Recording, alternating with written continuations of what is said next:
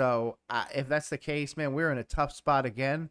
And I'm not sure if Canales or a lot of other people survive this next regime change. They roll coverage. All right. A lot of good work out there. To me, I think to kind of sum it up, it was a day of almost. So I just kind of challenged the group. I was like, are we going to be almost good? Or are we going to make the plays when they're there to be made? 1 for 10 on third down. JT Sanders misses a ball. Bryce, hit him right in stride on. We got a double move. T-Mac's probably going to score a touchdown. We didn't block Daniil Hunter on the right. Hit Andy in the elbow. Speaking of which, took him out. Looks like an elbow sprain. We'll image it tomorrow, so I won't really have the details of all that. He was moving it around fine. He said he feels fine, but we got to take a look and see what happens there. And then Jack Plummer, 2 interceptions, on third down. So that makes it a really difficult day. Gave them 7 points down there where we threw that 1 interception, And all in all, just kind of looking play to play, I'm excited about our group. I'm excited about the talent that we have out there, but can we play together and can we make it come alive? And we didn't do that to our standard and to my standard today. Okay, I'm going to be honest with you. This is not a happy Dave Canales. This is a coach that seems to be going up to the press conferences akin to what Frank Reich did last year, where he just looks defeated. Obviously, we're only in preseason game 2, and you didn't really play the starters. But like he said, you didn't really see what you were wanting to see. With all of this time investment, and not only the offseason, the investment on the defensive side of the ball, the investment on the offensive side of the ball for that matter, the development of Bryce from last year to this year, and all of that are things that we needed to see take a step forward. I think the main concern for Dave Canales is the offensive line. And I think that is a part that he can't really come out and say, but it is a major concern. We are honestly going to roll out guys like Cade Mays as a starter in probably minimum 5 games. If that's the case, then we are hoping and praying that our late round, or not even drafted at this point, just our late guys, our third string offensive linemen are going to be able to hold up. I don't see it. We're already going into the season with a guy like Damian Lewis, a guy like Robert Hunt, Austin Corbett. I mean, everybody's kind of dealing with a little bit of something. And regardless of what anybody wants to say, even a backup like Chandler Zavala is dealing with a torn patella. So we're not even coming into the season healthy. There's a lot of concerns with this team, but I truly feel like Dave is seeing the writing on the wall and that the offensive line might not be able to stop a nosebleed. He's truly seeing this offensive line fall apart. And if it doesn't somehow come together and guys can't somehow play out of their mind, and not only that, not even play out of their mind, like he was talking about in the previous press conference breakdown we did, they're making stupid mistakes, stupid holds when they're tired and all that other stuff. That's not what Dave wants to see. He wants to mitigate those stupid errors because those are the errors that lose you games. Hopefully these guys can turn it around because this guy right here doesn't seem very happy about what's happening in Carolina. And unfortunately, everybody's going to blame him. Yeah. I just wanted them to go out and earn another series, and I just really felt like, with giving them 2 shots to do it and it not coming up, I wasn't going to just put them back out there to kind of say, hey, let's just play some more football. That kind of paired with we got great work 2 days ago. I just kind of looked at it that way. I felt like, the work we got against the Texans in the practice was good enough for me to kind of look at that and wanted them to get the prep and get ready for the game, get out there and get a couple of series. But that's kind of what was behind it. And while I understand that, I think the fan base is so much reeling from the end of last season that they want to see that continue into the first week of the season. And I don't believe that's what they're going to have. So I feel like this is somewhat splitting the fan base in the camp of people that want Bryce to start and the starters to get good reps. Go out there and do even what Caleb Williams and the Bears did last night, 97 yards and a touchdown. That is winning football. And when the fans didn't see that, I feel like they're slowly turning the corner already. I mean, I've already seen a tweet and I've retweeted it. And just like, wow, where are we at? That people are already calling for Dave Canales' job.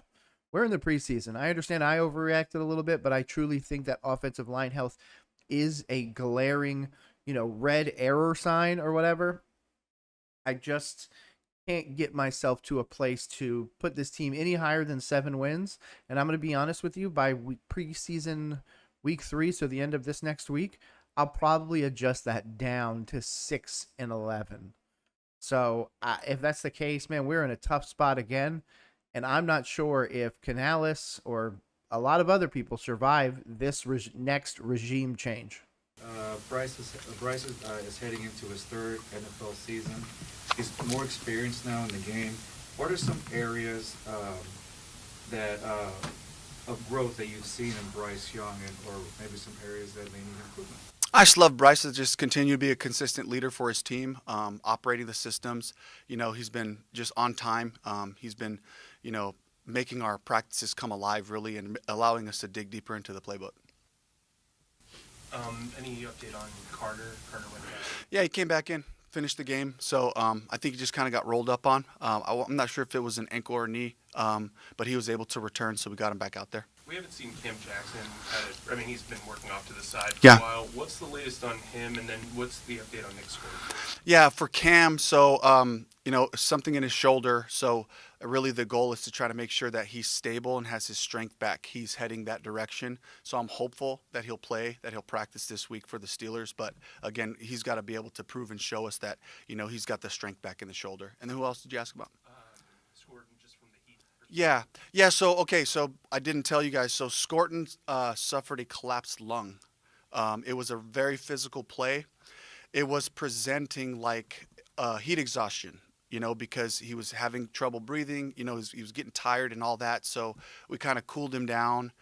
We couldn't get him to respond good enough to where we felt comfortable about putting him back into practice. So I really tribute, Denny and the training staff for just kind of evaluating where he was at and saying, this is not a guy that needs to return to practice today. And then, the symptoms kind of grew after practice. And then we had checked him into the hospital. And then that's where they kind of told us what was happening. The symptoms all say this is what it was. So Scorton was driving home. He's on his way back. I think he might have made it back yesterday. He left yesterday. So he'll be back in Charlotte. We'll keep evaluating him. And I don't really know a timeline. It's really week to week with those types of things. I've heard from the trainers and from different coaches who have been around this where a guy played the next week. But, so we got to be smart with that one. And I'll let you know where we're at once we get back to Charlotte. Interesting that we've already gotten to a place with Dave Canales where we are seeing him maybe not tell us the full truth. Obviously, if that story's 100% truth and it was presenting as heat exhaustion and then that it was eventually diagnosed as a collapsed lung, I'm glad that obviously the medical staff has finally gotten to the point where we're able to identify that and help a guy. I don't think he should be rushed back for this next game. I think he should be absolutely sat until week 1. Even though he's young and everything like that, that doesn't mean that he should have to play at a disadvantage of having to play on a reduced lung capacity. To be honest, Nick Scorton put up amazing reps in the first preseason game. Didn't get to see him in preseason week 2, unfortunately, but that let other people shine. I still think Scorton's going to be our number 1, if not number 2 pass rusher this year. I actually think that the rookie tandem of him and Princely can really, really shape this season. It's going to come down to players like that, though, that really exceed the expectation. And even though Nick Scorton was a first-round talent that we got in the second, he still needs to come into this season healthy because I don't want him suffering. I don't want any of these guys suffering through the season. It's going to be a long one, especially at 17 games before they move it to 18. So please sit Scorton. Thank you to Dave Canales. Thank you to the staff. Thank you to everybody for taking care of this guy. I cannot wait to see him out there. And I'm glad that this organization is making the right safety decisions in the right moments. So shout out to you guys. From that standpoint, this all kind of came out over the last few days, and you've been been able to kind of reiterate to the team what's going on, and are they all aware of what's happening? They are all aware, yes. Looks like Princely Uman-Milan had some really good reps against the run today. I know he's known more as a pass rusher, Yeah. But what did you see from him when he played in the second half? Yeah, just weekly growth, daily growth. I think with young players, they make their biggest strides. Like their growth curve is so huge, early on. The style of play that we're looking for, the techniques that we're asking for, and that's what I've just seen from the group in general. But for sure with Princely, just wanting to be a complete player, and knowing that that potential is out there for him to be, to establish that physicality against the run, and then still give us the pass rush that we know he has. Hey, no matter what, shout out to Princely. Cannot wait for him to be on the field on a consistent basis. I feel like he comes from a great family. I feel like he comes from a great situation, and I'm very excited to see him flourish in the NFL. And of course, Nick Scorton as well. ETN broke off 2 pretty huge runs, Yeah. and then got holding penalties. Yes. What did you see from him today overall? And, Yeah. And also as a returner. Yeah, and in the pass game, vision, patience, good control of the ball, and I think one of the returns he slips on the turf. He's cutting it back to avoid. Really, 2 of the returns kind of played out very similar. He set it up properly. The blocking was really good to get him through that first wave, and he kind of lost himself there. But in the run game, it was patience, it was vision, it was the burst that we saw. And as he gets more and more comfortable with our different run styles, he really showed some good things today. Hey, shout out to Trevor Etienne. Again, if you guys don't remember, I'm going to put it up right now. I said that you should not be leaving a draft without Jimmy Horn Jr. and Travis Etienne, and I was absolutely right about that. Now, as we look forwards, I also need to take into account what this man right here just said. You know what he just said? He's taking into account the blocking in the run game. I want to use that as a caveat into the tight end room because I feel like Sanders has not shown himself to be the true blocking tight end that he needs to be at the next level. And I believe that when we see him on the field, it's going to be in scenarios where he has the option to be a weapon as well as maybe a semi-competent blocker. I don't think that's really what this team's identity is. I think this team is a run-first team, so therefore a guy like Sanders might lose us to a guy like a Travis Etienne. I obviously know that they're at completely different positions, but I might put 2 running backs in as opposed to 2 tight ends. I might have to play a guy like Tommy Tremble or a guy like Mitchell Evans because they're superior blockers. So yes, this absolutely helps guys like Etienne be able to get extra yards, get past that first level. But at the same time, I think it's also an indictment on other players, as well as obviously he made sure to touch on the penalty side, something that we continually make, those mental errors that lose us the game. This guy right here is trying to clean it up, and nobody wants to listen. So, man, I am all ears, and I am listening right now. Played center with Cade playing left guard most of the game. What made you decide to move him inside, and how did he look just from, I know you haven't looked at the tape, but just from your immediate view? Yeah, I mean, immediately it was just, it was good snaps, getting our runs ID'd. I think we might have missed 1 ID. They left base out there a couple times against 11 personnel. It gets a little bit tricky with where you ID the run and do all that. So, but besides that, it was a pretty clean day for him. For us, just kind of evaluating guys. The more you can do, the better odds you have to make our team. And so to see, how he was going to operate at center. We looked at Cade at guard. He had a really good week. Came out and played next to Austin and Icky, on the left side, with where we're at with D. Lou and Chandler, so I thought Cade did a really good job too. Hey, what did he say? What did he say? I normally don't go back in these, but you know what? We're doing it because of those guys. Ready? Came out and played next to Austin and Icky, on the left side, with where we're at with D. Lou and Chandler, so I thought Cade did a really good job too. Dave Canales is concerned about the health of the offensive line. That right there, that face is the face of a guy that sees the holes at offensive line. The fact that we're already having to put backup center in left guard reps, the fact that Robert Hunt had to have the ankle taped up. I'm telling you guys right now, if you are watching any story with Carolina, the offensive line story is going to be the one that is the deciding factor in how many games they're winning this year. There's a scenario where if we don't win one in the first 5 or 6, then we might go 10 straight losses, legitimately. We need to win the Jacksonville game. We need to win the first Atlanta game. We need to win the Cardinals game. Those are the things that we need to put on the resume to help us down the road. Also to kick the narrative of, oh my God, they can't win a game. And we're not going to be able to do that if we have a destroyed offensive line. So when this man speaks about the offensive line, you better start listening, guys, because Dave Canales is telling us exactly what is wrong. Yes, it's a precautionary deal with. I just learned about it. So they said, when you have that type of a chest injury, the cabin pressure, the elevation, and all that can present issues. And so the best course of action was to get him in a car, drive him back to Charlotte, and continue his treatment there. Derek wasn't out there very long. Yeah. What did it mean to just get him out there with the group again? Oh, he was begging me. It wasn't my intention to play Derek, I'll be honest.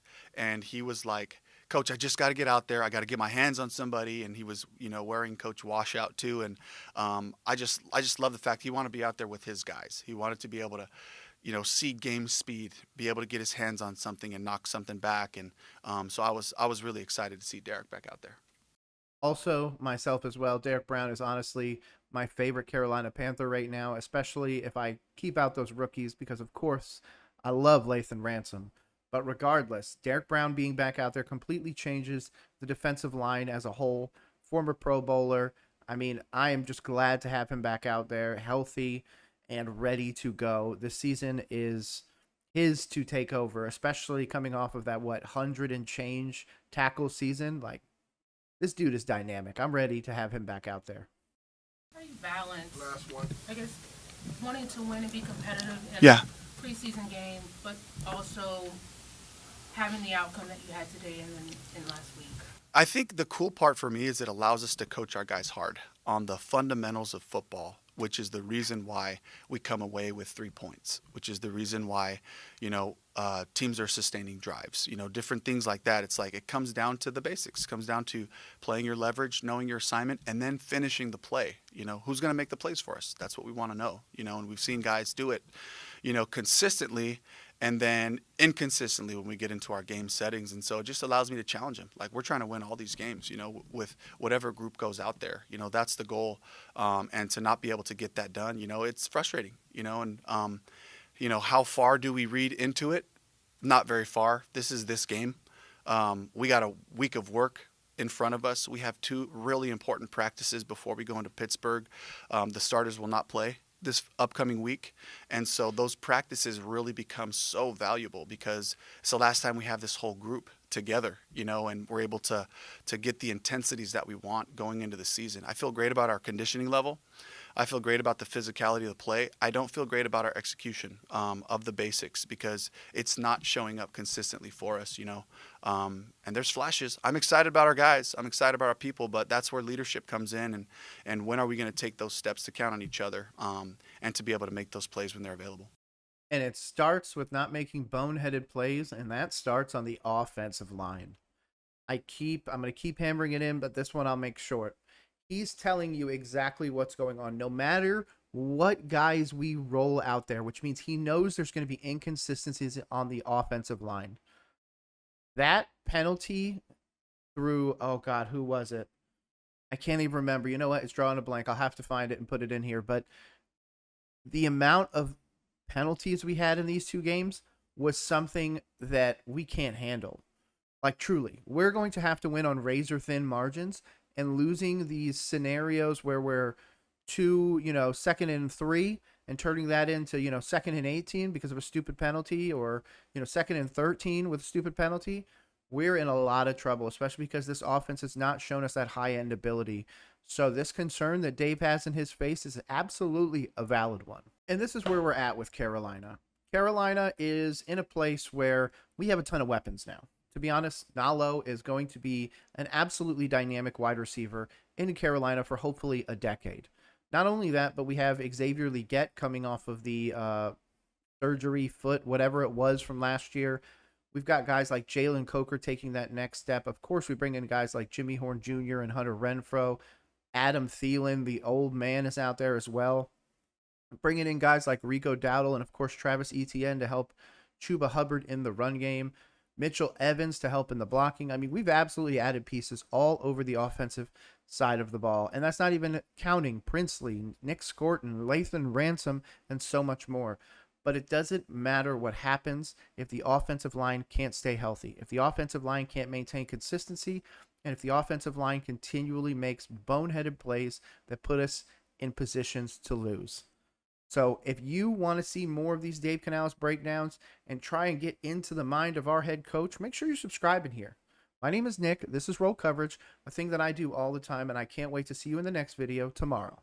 I really appreciate you making it this far. It helps out the channel, and I cannot thank you enough. Hopefully one of these other videos are ones that you like as well, but if not, I can't wait to catch you in the next one. My name is Nick, and this has been Roll Coverage.